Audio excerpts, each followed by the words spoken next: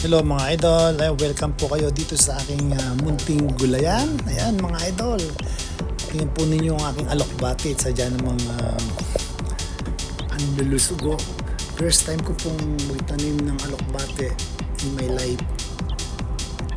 Kasi nung araw sa probinsya, ayun, tatanim ang kapatid ko, kumuha lang ako. Pero ngayon, ako na mismo nagtanim at ang sarap sa pakiramdam pagka meron kang sariling kahit maliit na gulayan sa likod bahay.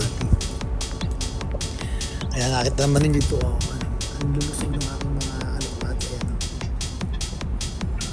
Alokbate. Andiyan po siya. Ayan. Tapos meron din ako meron din akong kamatis dyan. Natutuwa lang ako kasi yung alokbate, masarap po ito na igisa.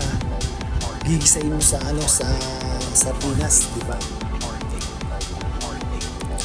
Kaya naman naisipan ko magtanim ng alokbate. Meron din po akong kamatis, meron din akong ampalaya, meron din akong sitaw na kung sa yung bang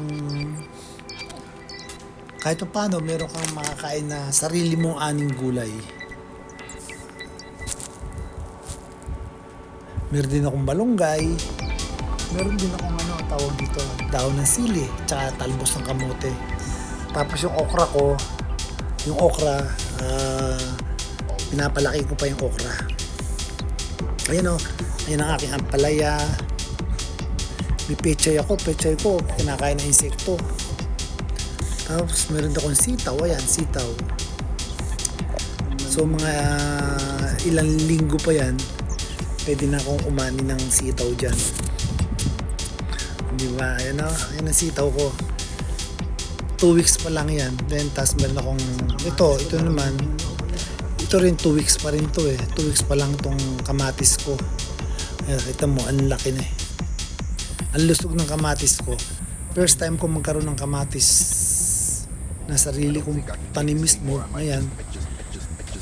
Tumataas siya ng tumataas kasi maganda, malusog ang lupa, maganda. Kaya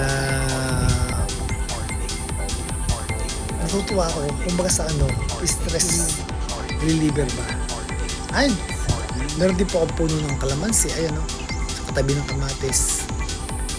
Shoutout nga po pala sa aking mga kapatid, pamilya Marasigan Pacheco ng Pombong, Bulacan, sa Team Arat, shoutout sa aking anak na si Lovely, sa aking dalawang apo na si Nicole. Ay mga ito, meron din akong talbos ng kamote. And kay Nicole at kay Kata, sa aking dalawang apo. Kamusta? Namiss ko na kayo. Ay, meron din akong sili, jalapeno, tsaka sili. Ang sili ko nagbubunga na. Ay, shoutout po sa ating 5 billion viewers.